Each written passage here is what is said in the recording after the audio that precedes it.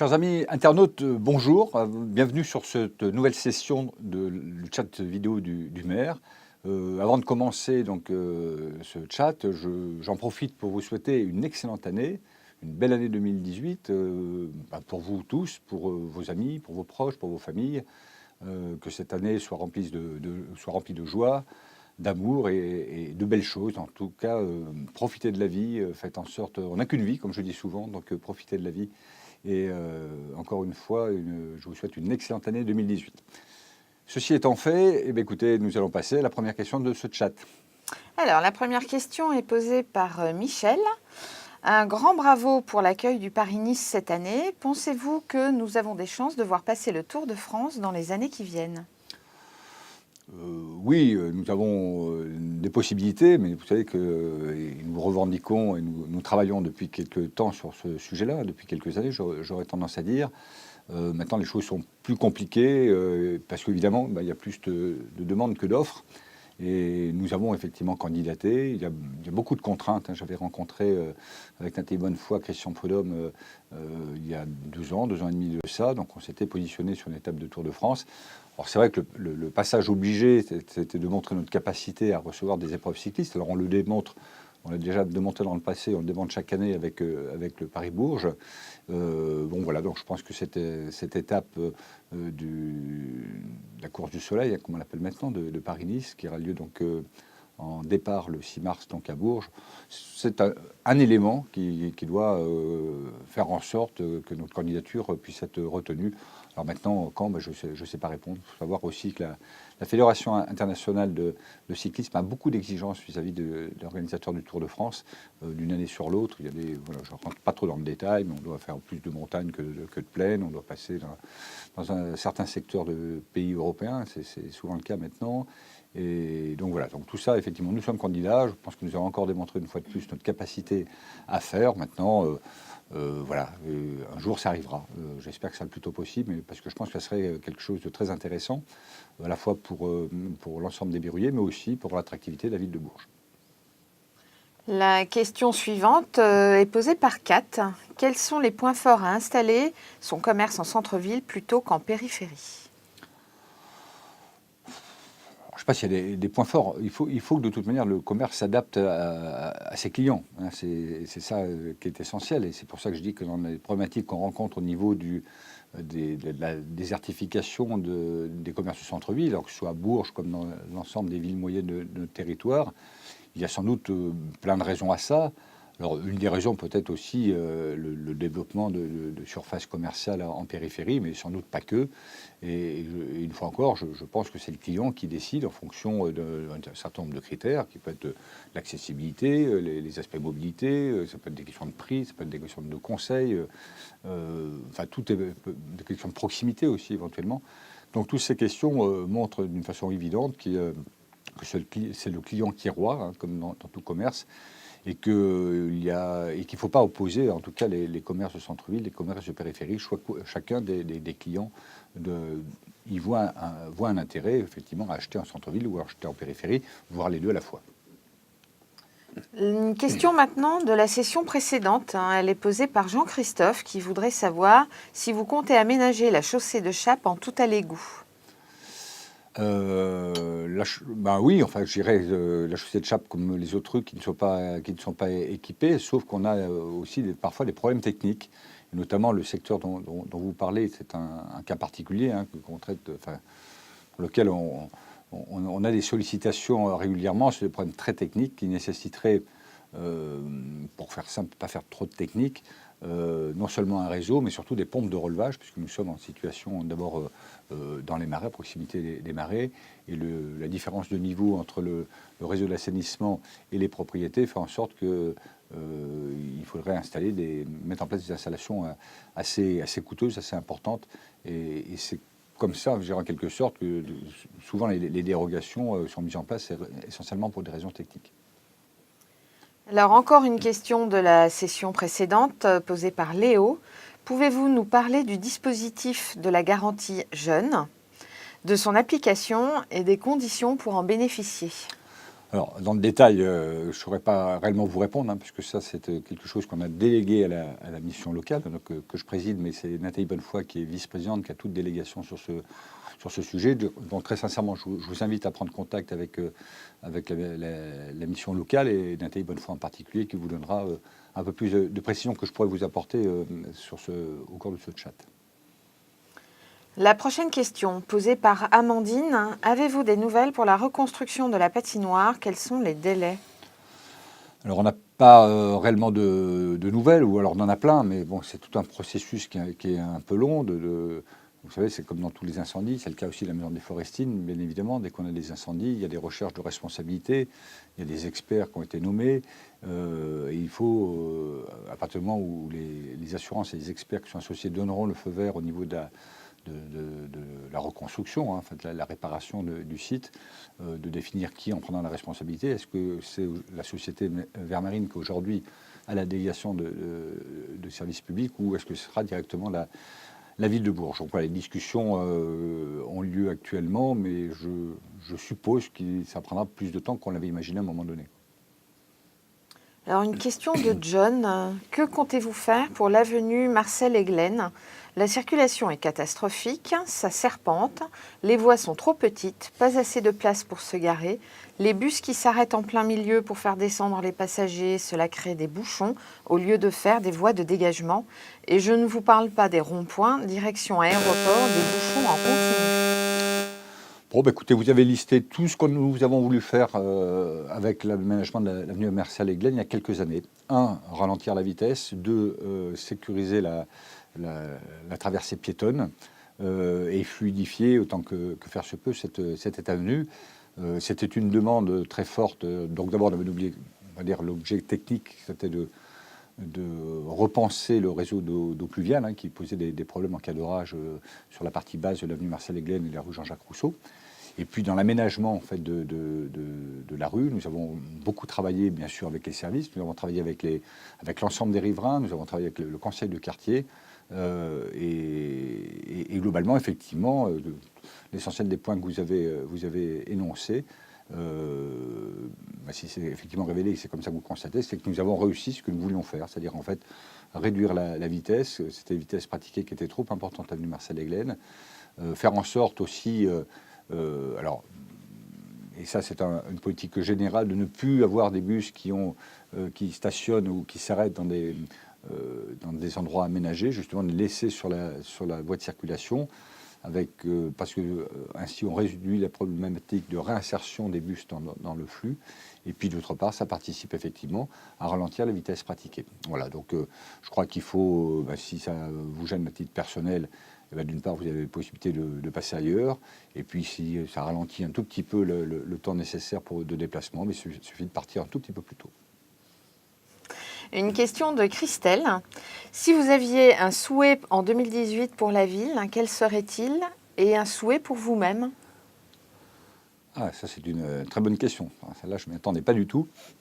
Souhait pour la ville en 2018. Allez, je me lance, qu'on poursuive et qu'on réussisse, c'est ce qu'on a entrepris donc, depuis 2014, à faire en sorte que la situation financière de la ville soit conforme, avec l'objectif que la situation financière soit conforme à la fin de ce mandat. Donc tout ce que nous engageons, nous avons engagé jusqu'à présent, nous devons encore engager des actions jusqu'à la fin du mandat, parce que je rappelle qu'en fait, il nous faut absolument économiser en termes de fonctionnement 2 millions d'euros par an jusqu'à la fin du mandat, avec les éléments qu'on connaît aujourd'hui. Les éléments peuvent changer les années qui viennent, mais en tout cas, voilà l'objectif, tout en continuant à investir, parce qu'il est très important que nous investissions sur notre ville. Et c'est l'occasion de vous dire que nous faisons, comme nous l'avons fait depuis 2015, une réunion publique le 31 janvier à la mairie, où il sera exposé effectivement la situation financière de la ville, d'où elle est partie, où est-ce qu'elle en est aujourd'hui, quels sont nos objectifs avec les risques opportunités. Donc voilà un peu pour la ville. Bon. Et puis bien sûr, je pourrais rajouter aussi une bonne réussite du démarrage des travaux de la Maison de la Culture, entre autres. Alors pour moi-même, écoutez, je crois que c'est comme dans tout à chacun. eh ben, j'aurais tendance à me souhaiter une bonne santé, hein, parce que je pense que c'est le nerf de la guerre. Les choses vont bien mieux forcément quand on est en bonne santé. Ça veut dire qu'on a un moral, ça veut dire que si on a le moral, on est optimiste, et puis on progresse en fait dans tout ce que l'on veut faire. Donc voilà, si je peux m'auto-autoriser, je dirais, quelque chose de bien pour l'année 2018, ben c'est la bonne santé tout simplement. La prochaine question nous vient de Berruillet. Ces derniers temps, nous avons vu fleurir des écrans publicitaires LED dans la ville. Y a-t-il eu une consultation des riverains avant leurs implantations? Cela représente une pollution visuelle pour beaucoup. Bon, fleurir, je crois qu'on en a 5 sur la ville. Oui, ça doit être 5, effectivement, si je compte bien. Il y en aura un prochain qui sera implanté à proximité de la gare. Vous savez, c'est toujours la problématique sur laquelle on est confronté à chaque fois. Ces panneaux visuels, bon, d'ailleurs qui ne sont pas inesthétiques, hein, ils ont comme objectif de communiquer vis-à-vis de la population, et notamment sur tous les événements qui ont lieu dans la ville. C'est une demande d'ailleurs qui avait été formulée, donc, entre autres pendant la campagne, et sur le manque de communication sur les événements. Et on entend toujours dire, hein, les Berruillais aujourd'hui, il ne se passe rien à Bourges. Sauf que ce n'est pas vrai, d'abord d'une part, et encore faut-il qu'ils aient accès à l'information et qu'ils veuillent le faire aussi, qu'ils veuillent s'informer. Et c'est un des moyens, justement, ces panneaux numériques, de pouvoir informer à tout un chacun qui se trouve dans la ville qu'il va y avoir une exposition la semaine prochaine, qu'il va y avoir dans 1h30 un concert qui aura lieu au 22 ou ailleurs. Enfin voilà, donc c'était ce besoin d'information sur la vie de la ville en continu. Alors, vous dites fleurir les panneaux, ils ne sont pas si nombreux que ça, je dirais qu'ils ne sont même pas très nombreux, au regard de tous les autres affichages que l'on trouve ailleurs dans la ville et même en périphérie, et qui sont des initiatives privées. Donc voilà, je crois qu'il faut relativiser sur ce que vous mettez en avant. Je pense qu'il faut trouver, je pense que c'est d'ailleurs des technologies nouvelles. On a veillé effectivement à ce que ces panneaux soient implantés à des points très stratégiques, et on l'a travaillé aussi avec le prestataire, puisque lui, il voit aussi un intérêt quelque part. Il faut savoir que ces panneaux ne coûtent rien, hein, au bout du compte. Et on a souhaité les mettre à des endroits clés, puisque vous en avez en face de l'ancienne maison de la culture, place de l'Europe, vous en avez à proximité de la Varicom, vous en avez un qui se trouve place Cujas, vous en avez un qui doit se trouver Pont d'Oron, là, manque peut-être, j'avais 5 en tête, mais il n'y en a peut-être que 4, et je vous dis un qui sera la gare, puisque c'est aussi un point stratégique. Bon, je crois qu'il faut relativiser. J'espère qu'on a beaucoup plus de vraies fleurs dans la ville que de panneaux qui fleurissent, quoi. Une question de Martine. Expliquez-moi pourquoi le parking de Pôle emploi, boulevard Joffre, reste allumé jour et nuit toute l'année. Qui paie? Alors, c'est pas la ville, déjà directement. J'aurais tendance à dire c'est nous tous, puisque c'est les contribuables, puisque c'est les contribuables nationaux qui payons. Ça, j'ai déjà été interpellé sur ce sujet-là, donc j'ai questionné les responsables de Pôle emploi. En fait, il faut savoir, c'est que les éclairages qui sont utilisés sont des éclairages à basse consommation, d'une part, et d'autre part, ça reste éclairé pour des questions de sécurité. La question suivante nous vient de Pierre. Y a-t-il un aménagement prévu concernant le carrefour de Pignou? La réponse est non. Ça, c'est aussi des sujets qui sortent de temps en temps. En fait, il faut bien se rappeler une chose, c'est que le carrefour de Pignou était plus complexe que ça avant, hein, puisque là, on a rajouté, il y a déjà quelques années, un tourne à gauche, hein, quand on vient de la chaussée de Chappe, quand on vient, on va dire, de Carrefour, et qu'on va aller au centre hospitalier Jacques-Cœur, il y a ce tourne à gauche qui n'existait pas avant. Il était question, une réflexion avait lieu pour faire un giratoire ici. Sincèrement, ça ne se justifie pas, puisque la circulation est quand même relativement fluide. Alors, il faut aussi relativiser, hein, évidemment, quand j'entends qu'on me parle de bouchon à Bourges, on ne me parle que du carrefour de Pignou.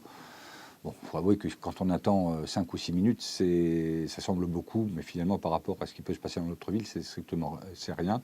Et puis, la mise en place d'un giratoire serait très, très compliquée. D'abord, il faudrait qu'il soit très grand, hein, parce que vous avez un nombre de voiries assez importantes qui arrivent à cet endroit-là.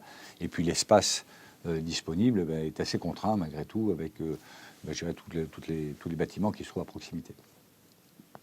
Une question maintenant de la session précédente de Nadia. Où en est la situation financière de la ville de Bourges? Voilà, donc comme je disais à la première internaute tout à l'heure, ou deuxième, je ne sais plus, rendez-vous le 31 janvier donc, dans l'hall de l'exposition de la mairie, où nous ferons donc notre 3e réunion d'information sur la situation financière de la ville. La situation est en nette amélioration. Alors, 2 indicateurs. D'abord parce que nous nous désendettons, ce qui n'était pas arrivé depuis au moins 2008. Donc ça, c'est un point positif.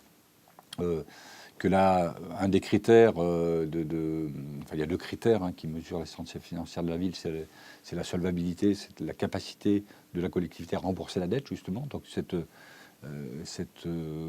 critère ne doit pas passer 15 ans, enfin ne devait pas dépasser 15 ans jusqu'à présent. Donc nous sommes autour de 12 ans aujourd'hui. Donc voilà, les efforts consentis collectivement portent leurs fruits.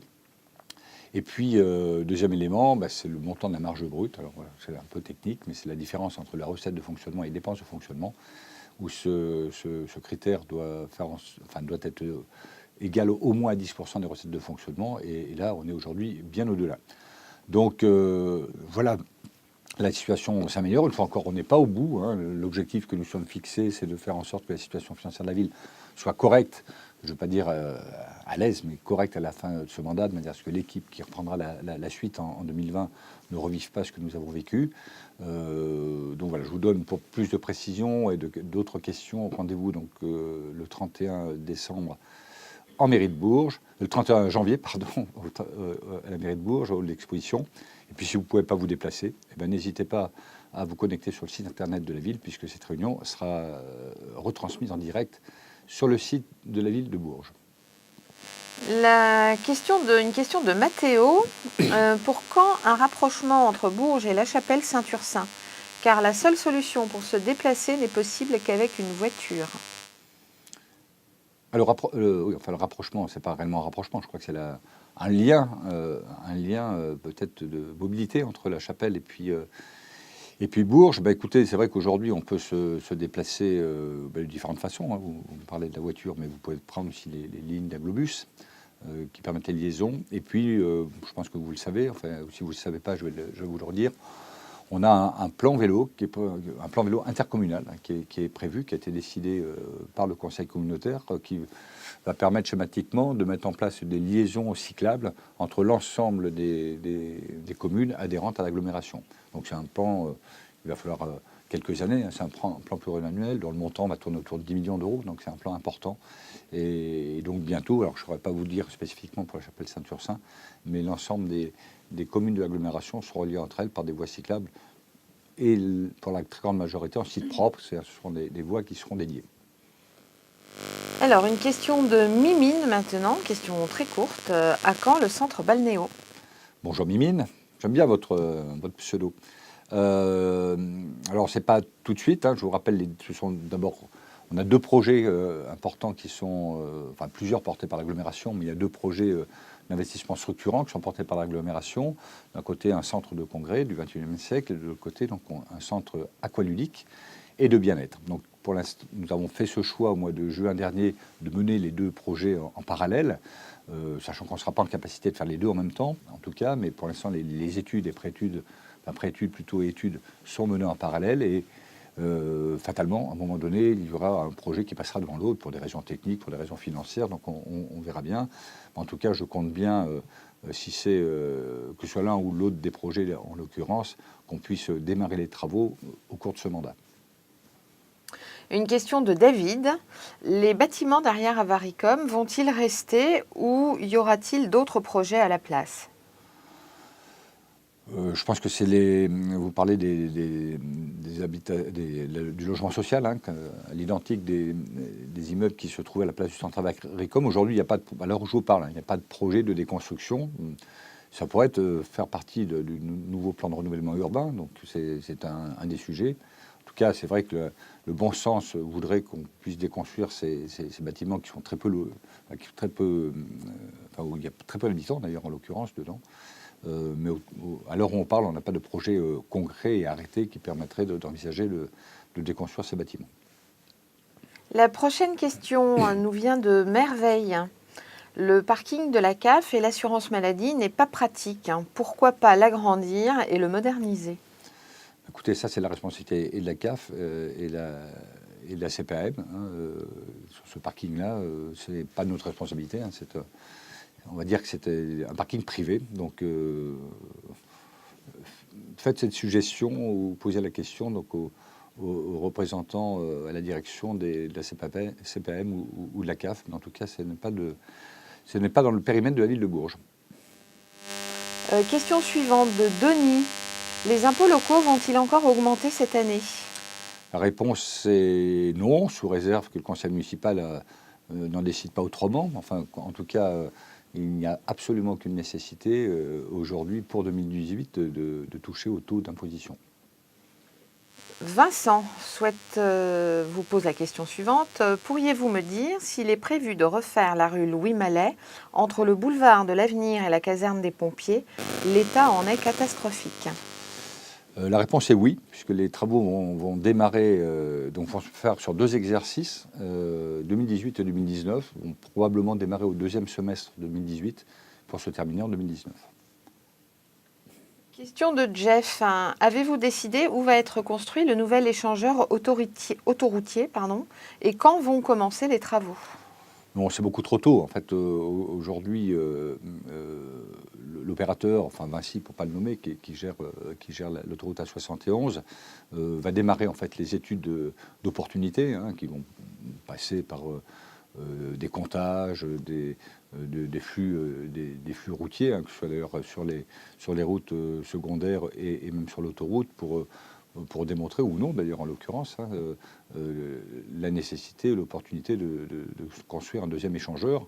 Bon, nous en sommes tous convaincus, mais en tout cas, voilà, c'est une commande qu'a fait la ministre de l'Environnement à l'époque auprès de Vinci pour réaliser ces études.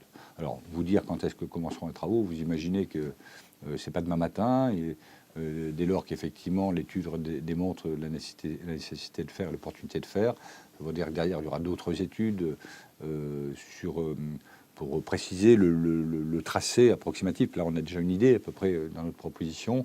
Et puis, il y aura forcément des études d'impact sur l'environnement. Enfin, tout. Ce sont des projets qui sont longs. Ce sont des projets entre 7 et 10 ans. Donc, on le sait, c'est toujours très compliqué. Mais en tout cas, ce n'est pas parce que c'est compliqué et long qu'il ne faut pas démarrer. Notre ambition, à la fois pour le conseil départemental et l'agglomération, c'est de lancer cette opération par son début. Donc, c'est ce qu'on vient de faire, de manière à ce que cette 2e sortie d'autoroute sorte le plus vite possible. C'est une vraie nécessité, à la fois en termes de sécurité, à la fois en termes d'environnement et à la fois en termes d'aide au développement économique. La question suivante nous vient de Malika. Pouvez-vous nous en dire plus sur la future filière STAPS qui devrait arriver?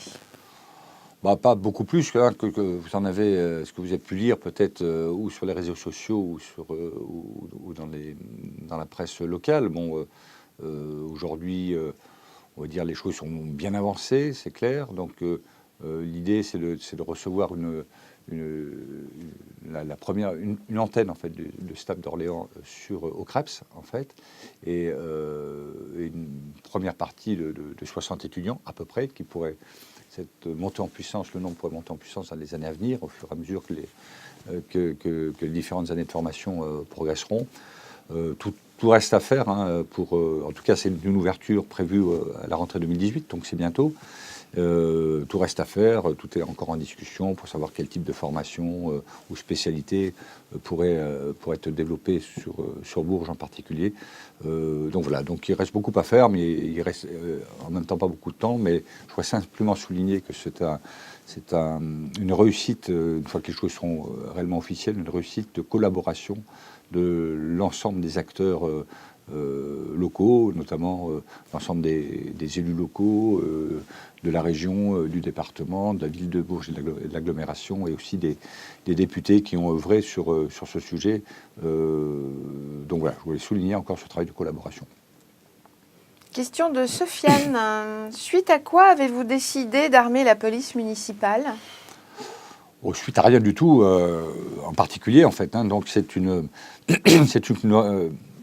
Alors, ça s'est fait d'ailleurs en 2 temps. Moi, ça fait très longtemps, enfin ça fait plusieurs années, que la police municipale réclamait d'être armée, et avec le soutien de la police nationale en l'occurrence, puisqu'en fait ces 2 organisations travaillent en parfaite collaboration et sont amenées, dans certains cas, à travailler ensemble sur les mêmes opérations.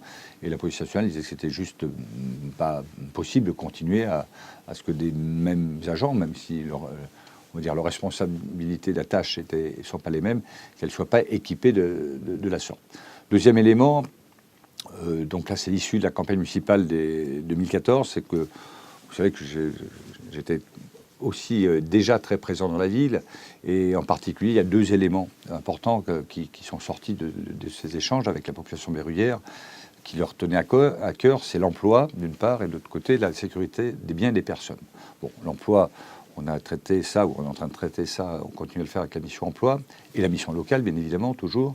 Et sur la sécurité des biens et des personnes, on a mené 2 actions. La première consistant à poursuivre le déploiement sur l'ensemble du territoire de caméras de vidéoprotection, puisque je rappelle qu'on avait fixé à 100 caméras de vidéoprotection sur l'ensemble de notre territoire, et donc là, on a même d'ores et déjà atteint le nombre, donc on va poursuivre jusqu'à la fin du mandat. Et puis se poser la question aussi c'est reposer la question d'un complément d'équipement de la police municipale. Donc on a eu beaucoup de débats d'ailleurs, notamment avec les élus de la majorité sur ce sujet, qui n'est pas un sujet très facile. Et surtout, ce qu'on voulait éviter, ça a été un peu, quand on a eu le débat en conseil municipal d'ailleurs, de faire le lien avec les malheureux événements que la France et certains pays d'Europe ont connus en 2015 et 2016, et l'équipement donc de la police municipale. Donc c'est absolument pas lié. Il se trouve que la coïncidence des calendriers a fait que le débat sur le sujet est arrivé dans cette période-là. Donc voilà, tout simplement. L'objectif, c'est à la fois qu'un policier municipal qui intervient sur une opération puisse déjà se protéger. Et on voit bien qu'aujourd'hui, la délinquance, je vais l'appeler comme ça, est de plus en plus dure. Et puis qu'il puisse aussi protéger la population. C'est quand même ça l'essentiel. Bon. Sachant qu'il faut aussi savoir une chose, c'est que même à Bourges, il y a beaucoup, il faut relativiser, mais des détenteurs d'armes à feu, souvent de façon illicite, bien évidemment, donc ça on le sait, et donc le risque est sans doute plus important. Donc face à ce risque, il faut aussi mettre en place les solutions pour parer tout drame ou situation difficile. Alors bien évidemment, on espère tous que rien n'arrive, jamais, auquel cas que ces armes à feu ne seront pas utilisées par la police municipale.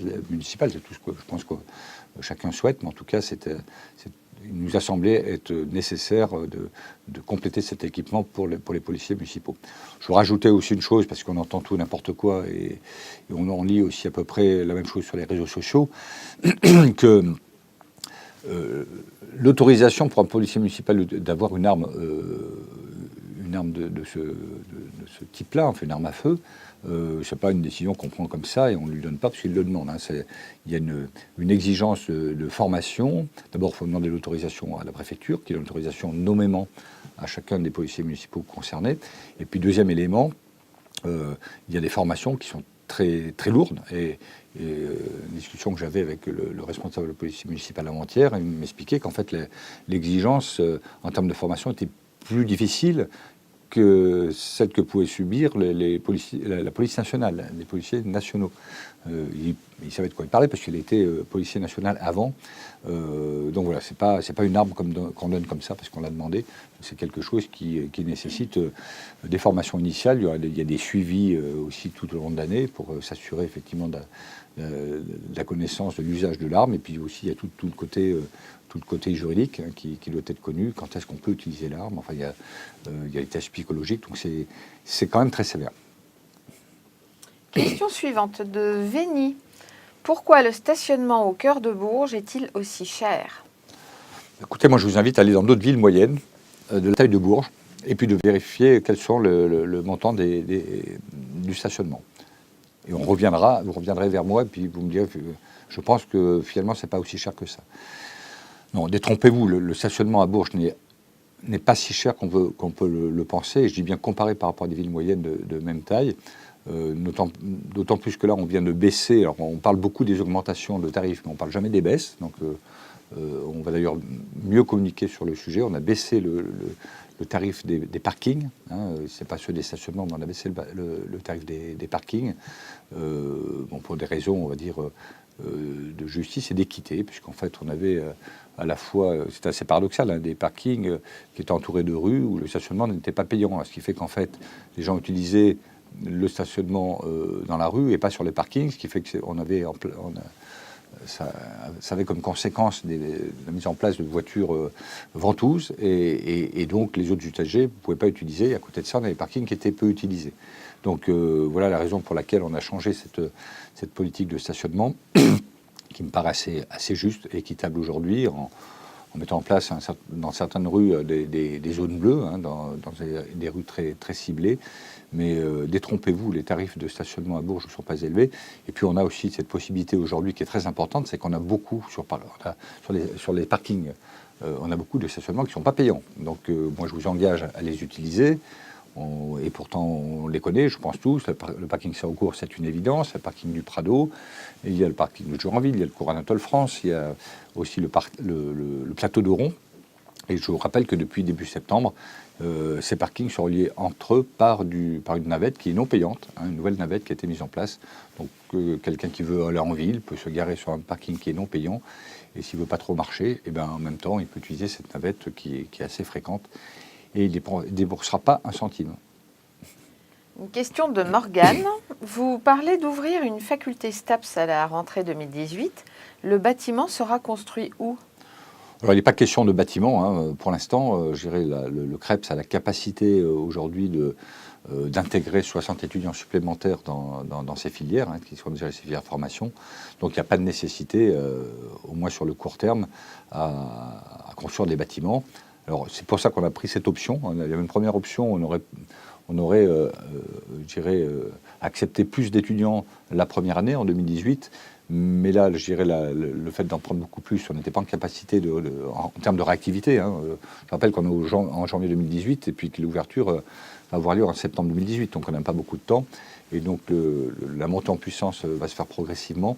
Et ça laissera le temps aussi, avec d'autres projets d'ailleurs, c'est ce que nous présentait le directeur du CREPS, avec d'autres projets éventuels liés éventuellement aux années pré-olympiques, oui c'est ça, de réfléchir et en fonction des spécialités qui pourraient être enseignées au niveau de ces filières STAPS, d'avoir s'il fallait construire des bâtiments, mais appropriés par rapport aux besoins. Donc voilà, pour l'instant, pour la rentrée 2018, ne vous inquiétez pas, on va savoir recevoir les étudiants autant pour suivre leurs cours, leurs pratiques sportives, que pour pouvoir les loger. Abraham voudrait savoir pour quand est prévue la modernisation du commissariat de Bourges. Écoutez, là comme tout à l'heure pour le parking de la CPAM et de la CAF, c'est pas de la responsabilité la responsabilité du commissariat. Alors je ne sais pas si vous parlez du commissariat de police, si c'est ça, ben, on n'est pas chez nous, hein. C'est l'État qui décide. Alors à moins que vous parliez alors c'est peut-être ça votre question, hein, il faudrait la repréciser, du parking qui se trouve à côté du commissariat. Alors si c'est ça effectivement, ben, ça fait partie du domaine public de la commune. Très sincèrement, c'est pas d'actualité. Et puis j'avouerai, pour avoir été adjoint aux travaux pendant 6 ans et maire donc depuis 2014, je pense, la première fois qu'on me parle de la rénovation de ce parking-là, mais qui peut être aussi d'actualité. Hein. Je ne dis pas qu'il ne faut pas que ce soit fait, mais enfin, ce n'est pas quelque chose qui revient d'une façon récurrente. Il y a d'autres places à Bourges, parking, qui reviennent régulièrement, mais en tout cas pas ce sujet-là. Il n'est pas forcément très pratique, je vous l'accorde, hein, quand il faut stationner, mais enfin, il est dans un état qui me semble a priori acceptable. Une question de Marc. Y a-t-il un projet de vol d'avion entre Bourges et certaines grandes villes de France ? Nous avons une grande piste qui peut permettre à des avions de moyenne capacité de venir sur Bourges. Non, je crois qu'il faut être raisonnable. Nous avons un aérodrome, pas un aéroport, même si cet aéroport va être aménagé, complété, avec un rallongement de la piste notamment, et avec des travaux sur la tour de contrôle, entre autres. Mais je crois qu'il faut raison garder. Je pense qu'il faut déjà aussi que notre aérodrome puisse servir à autre chose que des activités, je dirais, liées à l'aéroclub. Alors, non pas qu'il ne faut plus crever, hein, mais bien évidemment, mais je pense qu'il y a un besoin on va dire de vol d'affaires sur des avions plus petits qui serviraient effectivement je dirais au développement économique du territoire et peut-être aussi de faire venir en fait des dirigeants d'entreprises sur Bourges. Et ça, c'est un volet qui n'est pas suffisamment développé jusqu'à présent. Et le nouveau délégataire a aujourd'hui cette mission de déployer effectivement davantage en fait ces liaisons d'affaires. Maintenant, sur on va dire les plus grandes lignes, nous avons, pas très loin de chez nous, un aéroport, l'aéroport de Châteauroux. Vous avez peut-être vu dans la presse, je crois que c'était aujourd'hui de mémoire, donc les liaisons qui vont être mises en complément de celles qui ont été mises déjà l'an dernier avec Nice et puis avec Ajaccio précédemment, pour Toulouse, pour Nice, pour Biarritz, pour Lyon et pour Londres. Voilà. Je pense que l'aéroport de Châteauroux-d'Éole est beaucoup mieux dimensionné que celui de Bourges. Maintenant, ce qui manque effectivement, et ça c'est un vrai sujet depuis des années, c'est une liaison routière plus performante entre Bourges et Châteauroux qui permettrait effectivement à la fois en termes de sécurité et à la fois en termes de vitesse d'accéder à Châteauroux plus rapidement. La question suivante est posée par Denis. Où en est le projet des Breuses ? Le projet des Breuses, il avance. Que vous dire de plus là-dessus? Là, si vous voulez vraiment avoir du détail aussi, moi je vous engage à voir les services urbanisme ou on va dire les élus qui ont en charge ces dossiers, notamment Marcel Rebérol sur le sujet. Hein, on est toujours sur des aspects, les aspects études qu'on affine au fur et à mesure du temps. La deuxième étape consistant effectivement à vendre des lots, alors soit des privés, soit des promoteurs. Mais voilà, là, les choses avancent. J'ai validé un peu je crois que c'était il y a 6 mois de ça, juste avant l'été, le principe d'aménagement. Bon, je vais reposer des questions et fait apporter quelques améliorations. Donc les études sont toujours en cours aujourd'hui. Une question de Céline. Le stationnement rue de Gionne peut-il être réglementé ? Les voitures se stationnent des deux côtés de la route sur les trottoirs. Il est impossible en tant que piéton de circuler en toute sécurité. Il faut marcher très souvent sur la route. Oui, je vous confirme, parce que j'ai l'occasion de temps en temps de faire un peu de marche à pied et utiliser la rue de Gionne. Vous avez raison, c'est un vrai problème. C'est-à-dire à certaines heures et dans certains secteurs, on est obligé, le piéton, de marcher sur la route. Alors, réglementer le stationnement, Philippe Mousny, nous avons travaux aussi cassé les dents.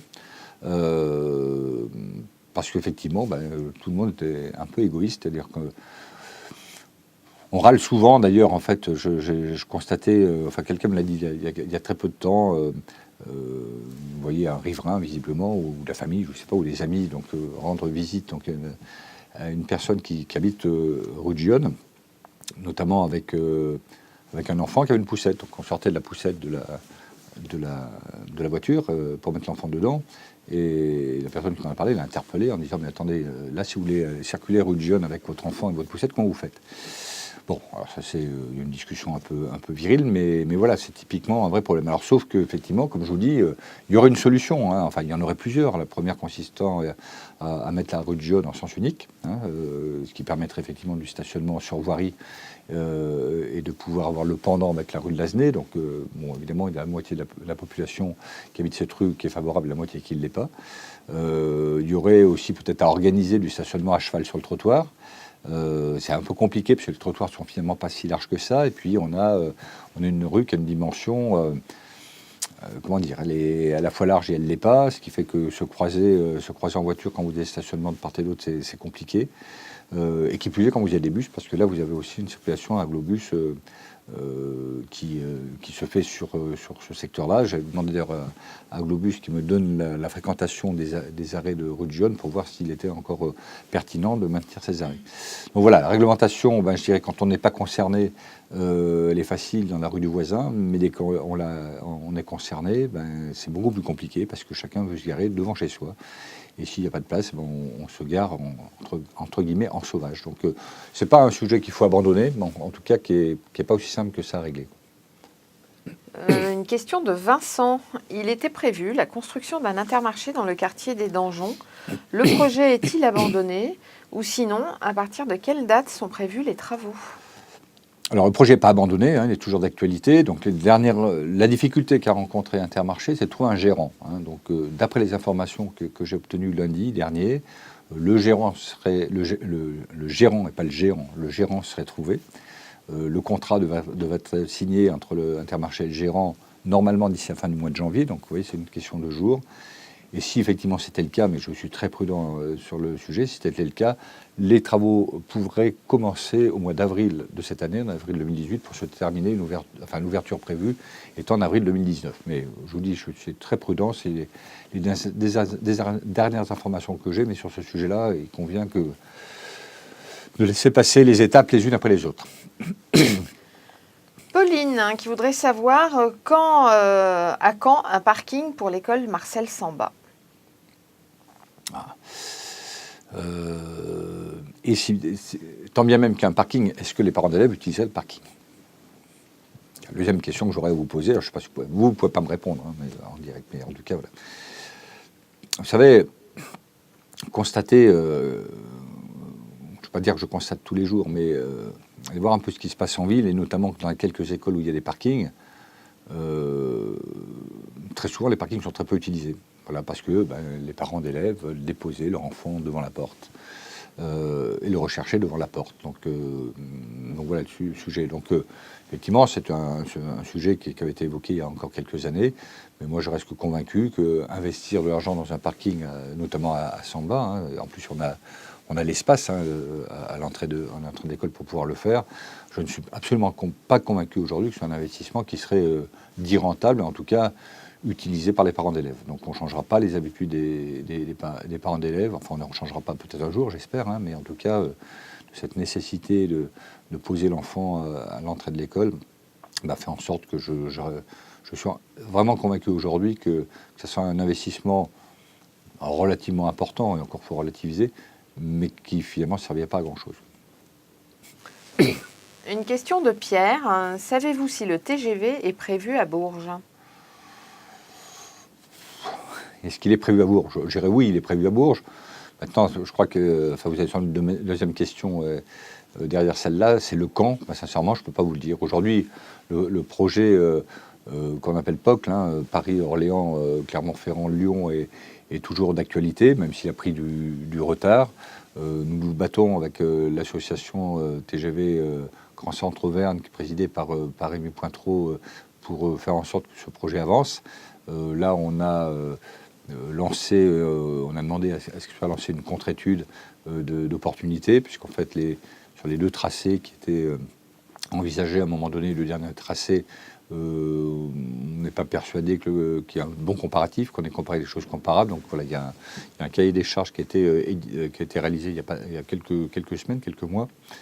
Et donc il y a une contre-étude qui a été réalisée pour tenter de démontrer, ou pas d'ailleurs en l'occurrence, que le tracé ouest est plus performant et pas forcément plus cher que le tracé médian.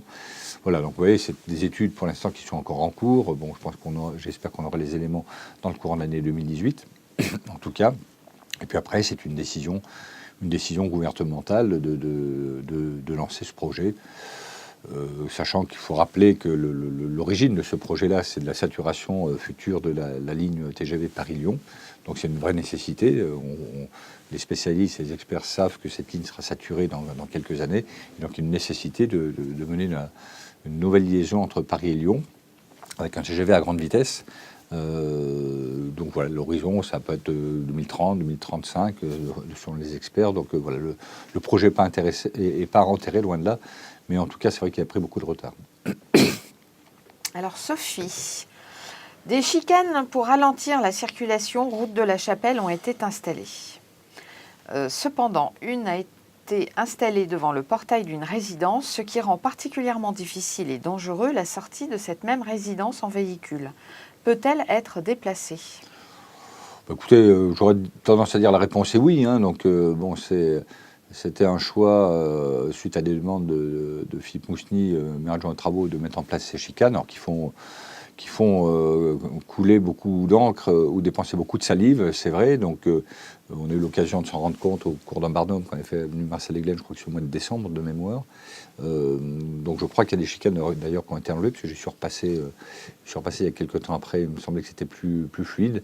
Mais effectivement, s'il y a des cas particuliers que les services auraient peut-être vus d'une sortie difficile d'une résidence, mais probablement possible de la bouger. Bon, je ne peux pas vous répondre comme ça, parce que je ne connais pas le sujet dans son détail, mais je vous engage à voir avec les techniciens des services techniques qui peuvent regarder le sujet avec vous.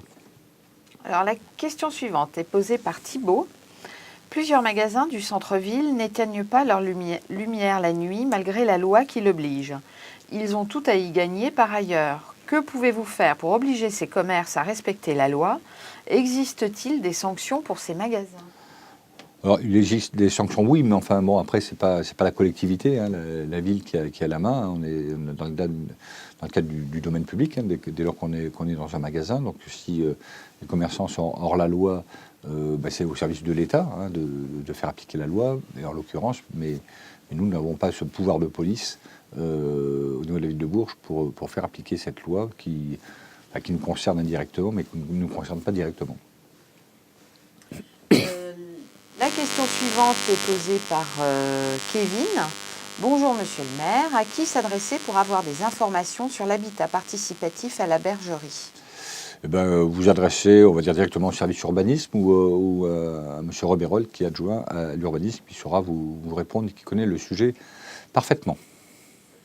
La question suivante est posée par Taille. Est-ce que le projet des petits commerces dans le quartier du Creps est toujours d'actualité? Il est toujours d'actualité puisque l'espace existe toujours. Maintenant, c'est une initiative aussi, c'est une initiative privée hein, de vouloir s'installer donc à proximité entre l'école des Machereaux et puis le quartier du Maréchal Juin. Nous avons prévu effectivement l'espace, hein, donc il était question à un moment donné qu'un boulanger puisse s'y installer ou qu'un marchand de journaux. Voilà, donc nous sommes à disposition. Hein, s'il y avait une volonté d'implantation, bien évidemment, nous la regarderions avec beaucoup d'intérêt, mais ça c'est une initiative privée, c'est pas une initiative de la collectivité. Didine souhaite savoir s'il serait possible d'avoir des ralentisseurs dans la rue Pierre-Jacquet au Creps. Alors, vous me posez un peu une colle, parce que la rue Pierre-Jacquet, je ne la vois pas trop. Je ne sais pas si Sabine connaît mieux la ville que moi, mais je pense qu'elle doit être dans le quartier Maréchal Juin, j'imagine. J'aurais tendance à dire oui. On sait mettre des ralentisseurs partout, hein, c'est pas ça le problème. Maintenant, c'est un cas, il faut regarder au cas par cas, il faut aller sur place. Donc moi, je vous incite à faire une demande officielle, hein, soit auprès de l'adjoint aux travaux, soit directement à moi-même, et puis on regardera éventuellement ce qu'on peut faire. Bon, sachant que les ralentisseurs, il y a plusieurs types de ralentisseurs, et à chaque fois, c'est pas forcément la panacée. Mais en tout cas, voilà, faites officiellement une demande hein, par mail ou par courrier, peu importe, et puis on traitera le sujet directement. On fera d'abord, comme d'habitude, on fera des comptages pendant une certaine période pour voir la fréquentation dans cette rue, pour voir effectivement réellement les vitesses pratiquées. Et puis dès lors qu'effectivement les vitesses pratiquées sont bien en deçà de celle qui est tolérée, eh bien on regardera la possibilité d'aménager des moyens de ralentir les vitesses. Une question de Vanessa. Qu'en est-il du plan de sauvegarde du centre-ville ? Alors il est toujours en cours de travail. Hein. Vous savez, c'est un travail de longue haleine, hein, le plan de sauvegarde du centre-ville. Donc là aussi, c'est quelque chose qui est à la fois piloté par Pierre-Antoine Guinaud, adjoint au patrimoine, et aussi par Marcel Robérol. Décidément, j'aurais cité beaucoup son nom ce soir, hein, adjoint à l'urbanisme. Et donc, si vous voulez avoir aussi un peu plus de renseignements dans le détail sur l'avancement du projet, il peut vous renseigner. Bon, c'est toujours très long. Je sais que Marcel Robérol a des rencontres régulières avec l'architecte des bâtiments de France, puis c'est bien en collaboration avec l'ABF qu'on avance ce projet. Mais je sais qu'il avance en tout cas, mais voilà, il faut être aussi un peu patient. La question suivante est posée par Pierre. Savez-vous si le quartier du Pré Saint-Laurent, à côté du cimetière de Pignou, et son entretien sont à la charge de la ville? Plus simplement, est-il toujours privé ou à la ville de Bourges? Sinon, vers qui faut-il se renseigner? Alors là, pareil, il faut vous adresser à l'urbanisme qui va vous dire parcelle par parcelle à qui elles appartiennent, parce qu'il est possible qu'il y en ait une partie à la ville, une partie qui ne lui appartienne pas. Ça, je ne connais pas là aussi le découpage des parcelles par cœur. Vous m'en excuserez, j'espère. Le service urbanisme va être en capacité de vous répondre très précisément sur ces parcelles. Et puis dès lors que effectivement il y a une partie si effectivement une partie des parcelles appartient à la ville, c'est de la responsabilité de la ville de l'entretenir. La question suivante est posée par Tristan. Monsieur le maire, n'êtes-vous pas choqué par les commerces vacants, rue Coursarlon et Mirbeau? Est-ce bien normal de développer en parallèle des zones commerciales où il faudra prendre la voiture pour se rendre dans les magasins? Oui, je suis choqué, comme vous, en fait. Je crois qu'on serait tous heureux si tous les commerces de Bourges étaient ouverts et fonctionnaient bien. Bon, ça c'est clair. Bon, c'est pas le cas pour la ville de Bourges et c'est pas le cas pour la très grande majorité des villes moyennes de même dimension que Bourges, évidemment. Après, je crois il faut pas faire d'amalgame. Bon, je le disais tout à l'heure, je pense que ceux qui décident d'aller acheter dans les magasins d'hypercentre ou au contraire d'aller sur les commerces de périphérie, ce sont les clients. Donc il faut interroger les clients. C'est eux qui vont vous expliquer pourquoi ils vont acheter une paire de chaussures chez le magasin, je ne dirais pas le nom, de la Charité par exemple, ou acheter une paire de chaussures dans un autre magasin de l'hypercentre. Il y a sans doute différentes raisons. Est-ce que c'est le fait du prix? Est-ce que c'est le fait du conseil? Est-ce que c'est le fait de la proximité par rapport au lieu d'habitation? Est-ce que c'est le fait du stationnement? Enfin, il y a des tas de raisons. Alors, chacun donne des solutions à des causes qu'on ne connaît pas. Donc, c'est pour ça on va lancer en 2018 ce qu'on appelle un CRAC. C'est un contrat de revitalisation de l'artisanat et du commerce. C'était l'objet d'une loi du mois de juin 2014, je crois, de mémoire, pour lequel un certain nombre de communes ont bénéficié. D'ailleurs, se sont lancées, tout au moins, je crois qu'Avignon, Orléans pour une petite partie, Draguignan.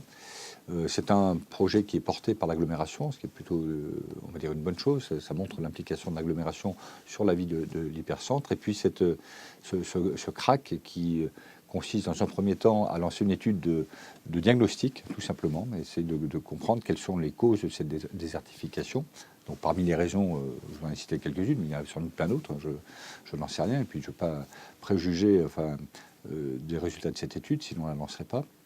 Donc ça c'est un point très important, c'est fondamental. Et puis la deuxième étape consiste à trouver ou à donner un opérateur privé qui a les capacités financières à le faire, à acheter des commerces et souvent des bâtiments complets dans lesquels le commerce se trouve au rez-de-chaussée, réhabiliter ce commerce, réhabiliter aussi le logement qui s'y trouve au-dessus, et puis pratiquer des prix de loyer pour un commerçant relativement bas, qui fait que le commerçant a à la fois un loyer acceptable et puis des conditions de travail de qualité. Alors on ferait peut-être sur un quartier, peut-être d'abord sur une rue, on le fera, j'irai progressivement, on va déployer le principe progressivement. Mais en tout cas, voilà, donc c'est une vraie volonté de s'attaquer à cette diversification commerciale qui est, je pense, très sincèrement, qui est due à un certain nombre à plusieurs phénomènes. Il n'y a sans doute pas forcément une cause. Il y a aussi celui, je ne l'ai pas cité tout à l'heure, mais la désertification d'habitat de l'hypercentre. C'est pour ça que l'histoire l'idée du CRAC qui doit concerner à la fois le commerce, mais aussi l'habitation, les logements qui peuvent se trouver au-dessus du commerce, c'est aussi offrir des logements de qualité, notamment la location, et puis à des loyers raisonnables pour faire en sorte que on va dire des habitants qui sont peut-être à l'extérieur de Bourges, ou d'ailleurs qui ne sont peut-être pas d'ailleurs aujourd'hui même dans le département, puissent réintégrer de nouveau, je dirais, l'hypercentre. Et puis, les commerces proximité ne fonctionnent que si vous avez des clients de proximité. Donc, vous voyez, il y a tous ces enjeux qui sont liés. Mais voilà, ça va être long, je pense, pour redresser la barre. Mais en tout cas, c'est pas parce que c'est long qu'il ne faut pas attaquer le sujet sur le bon côté. Je crois que réellement, on l'attaque du bon côté. Question suivante de Balek. Est-ce vrai qu'un supermarché va être implanté à la place de la discothèque Le Canari au Prado? Alors, ce n'est pas un supermarché, il y a un projet de Lidl qui a été. Lidl est intéressé pour s'implanter sur ce secteur-là. Donc le projet n'a pas été validé en commission départementale. Et enfin, ce qu'on appelle un CDAC est retoqué en CNAC. Donc en fait, Lidl vient de redéposer un permis de construire pour une surface un peu plus petite. C'est-à-dire en fait, c'est une surface de 999 mètres carrés. Donc voilà où on en est aujourd'hui. Alors c'est un Lidl, c'est pas une grande surface comme on imaginait d'autres grandes surfaces qu'on trouve en périphérie de Bourges. Une question de Nénette. Savez-vous où en est la rénovation du restaurant universitaire de l'IUT? La situation en devient invivable et financièrement difficile. Écoutez, les travaux ont démarré, en tout cas. Donc, je sais qu'ils ont démarré. Alors, je les suis pas tous les jours, mais pour avoir fait un point avec le directeur de l'IUT en fin d'année dernière, au mois de décembre, il m'avait dit qu'enfin les travaux avaient démarré, alors qu'ils auraient dû être faits pendant la période d'été de vacances l'année dernière. Donc, les travaux ont démarré. Donc, je pense qu'ils doivent avancer à l'heure où on est aujourd'hui. Antoine qui vous demande où en est l'avancement des travaux des bases logistiques Carrefour et Intermarché et que vont-elles apporter à Bourges? Bon, Intermarché, on va dire les travaux sont terminés, donc puisqu'en fait le site est opérationnel depuis le printemps dernier, je crois que c'était le mois de mars. Il n'est pas encore en pleine puissance, donc je crois que la montée en puissance se fait progressivement et elle devrait être totale au cours de l'année 2018.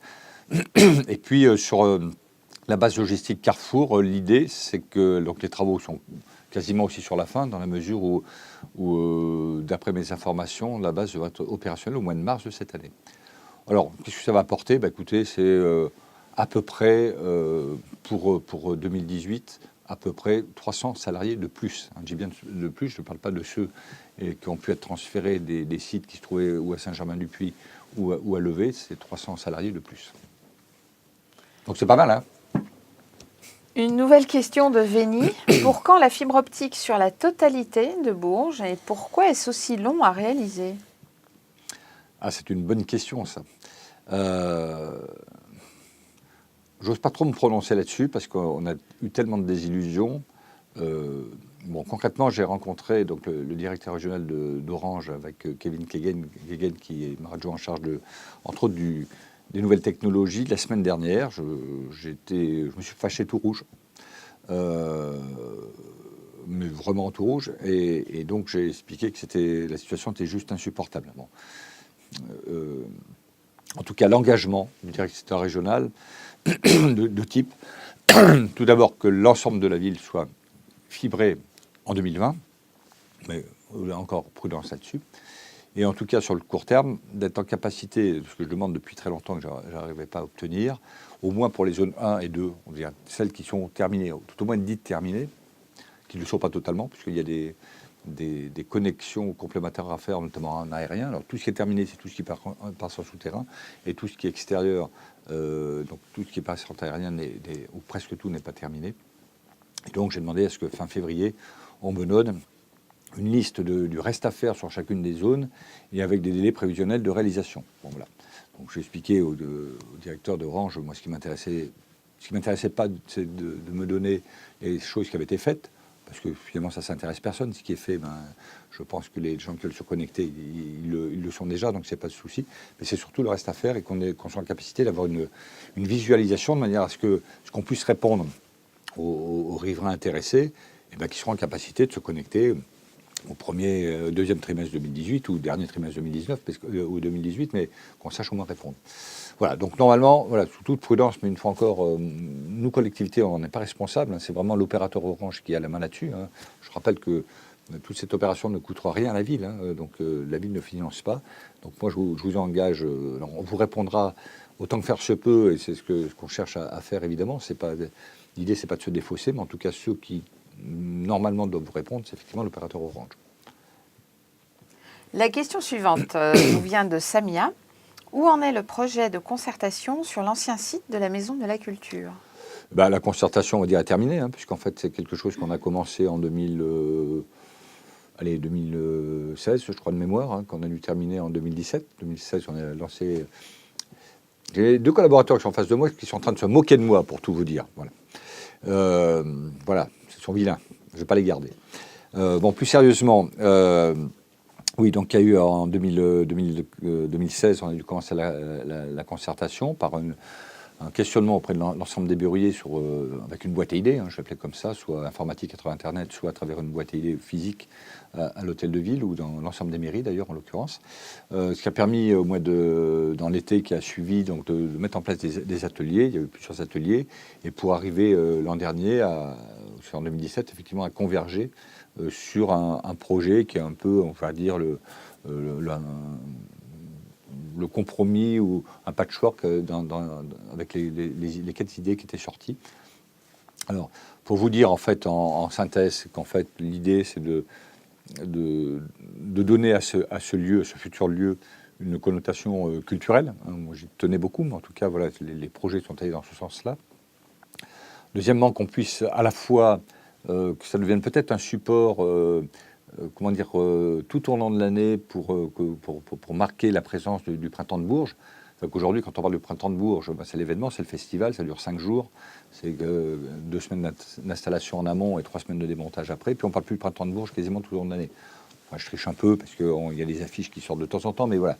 Et l'idée, c'est de dire, est-ce qu'on ne peut pas avoir quelque chose lié à ce printemps, qui est quelque chose de fort dans la ville, qui permettrait d'utiliser le label Printemps de Bourges tout au long de l'année. Donc on a un certain nombre de réflexions là-dessus et j'ai un déjeuner prochainement avec le patron avec Gérard Pont, le patron de Morgane sur ce sujet-là.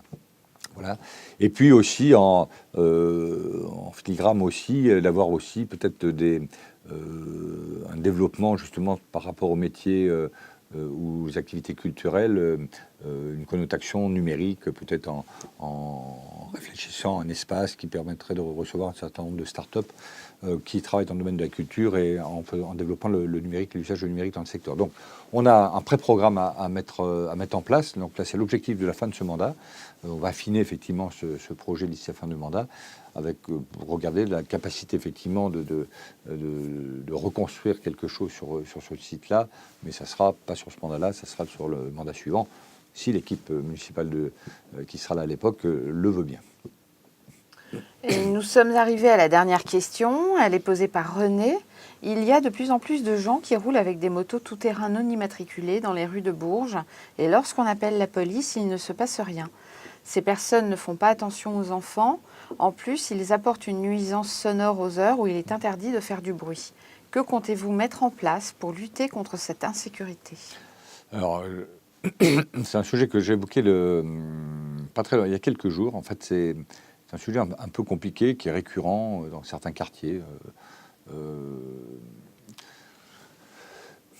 Il y a eu des événements malheureux, enfin ça, c'est un responsable de la police nationale qui m'en parlait. Il y a eu des événements malheureux il y a quelques années, notamment en région parisienne, où il y a eu des courses-poursuites avec des motards, bon, peu importe, qui étaient sur les motos, la plupart du temps volés, sans plaque d'immatriculation. Je ne sais pas si vous vous souvenez, il y a eu des chasses-poursuites avec la police et malheureusement, il y a eu un ou deux drames qui sont passés.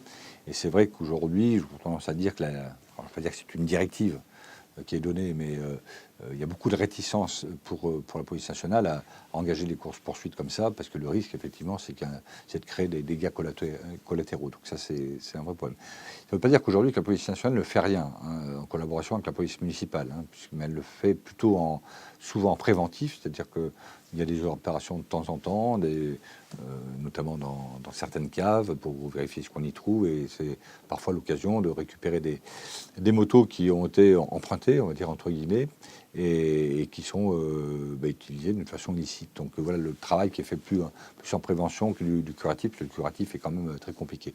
Mais je suis d'accord avec vous, il m'arrive d'avoir un peu de mal à supporter dans certains secteurs, d'entendre effectivement des motos qui vont bis, et puis la crainte, comme vous venez de le citer, qu'on renverse une personne, un enfant d'ailleurs, ou un adulte en l'occurrence. Donc voilà, donc c'est un travail assez compliqué en tout cas, mais sachez bien qu'on ne peut pas dire que rien n'est fait, mais ce qui est fait, c'est pas forcément mis forcément en avant et forcément médiatisé, mais il y a quand même un travail qui est fait. Mais voilà, la nature a horreur du vide, et au fur et à mesure que les opérations sont menées, quelques mois après, on voit que les choses recommencent. Voilà. Monsieur Macron, c'était la dernière question. Oui. Bon. Écoutez, merci une fois encore hein, pour ce chat qui passe très très vite. Enfin, je ne sais pas le sentiment que vous en avez, mais enfin pour ma part, l'heure que nous passons avec plaisir, en l'occurrence en ce qui se concerne, passe vraiment très vite. Donc merci encore de votre collaboration. J'espère que ces chats permettent aussi de faire partager l'information sur la vie de la ville ou la vie de l'agglomération. En tout cas, c'est tout l'objectif. Je note aussi qu'on a beaucoup de vues hein, sur Facebook. Hein. Ça, c'est une opération qu'on mène depuis quelques mois. Au-delà du site internet, on va un peu plus loin. Je crois que c'est plus de 1000 vues qui sont vues sur Facebook hein, pendant ce chat. Donc, ça montre l'intérêt, effectivement, que les berruyers ou non berruyers ont par rapport à la vie de la ville. Et puis voilà, bon, écoutez, je crois qu'il est temps de se séparer. Je vous souhaite encore une nouvelle fois une excellente année 2018 à vous, à vos proches, à vos amis, à vos voisins, que tout se passe bien pour vous, que voilà, bien sûr la santé, c'est bien évident, mais voilà, que toute votre vie soit faite de joie et d'amour, je vous le dis vraiment avec le cœur. Et puis, ben, comme il est l'heure de nous quitter, maintenant je vais vous donner rendez-vous pour le prochain chat qui aura lieu le 20 février à 19h, hein, toujours. Donc on a un petit peu décalé pour des raisons d'agenda. Alors, c'est absolument pas lié avec la Saint-Valentin, certainement pas, mais voilà, il y a une contrainte qui m'est arrivée avant-hier et je ne pourrais pas être là, disponible le 14. Donc on a remis donc, ce rendez-vous au 20 février. Et ben, ça vous laissera une semaine de plus pour préparer vos questions. Je vous souhaite une très bonne soirée. À très bientôt. Merci.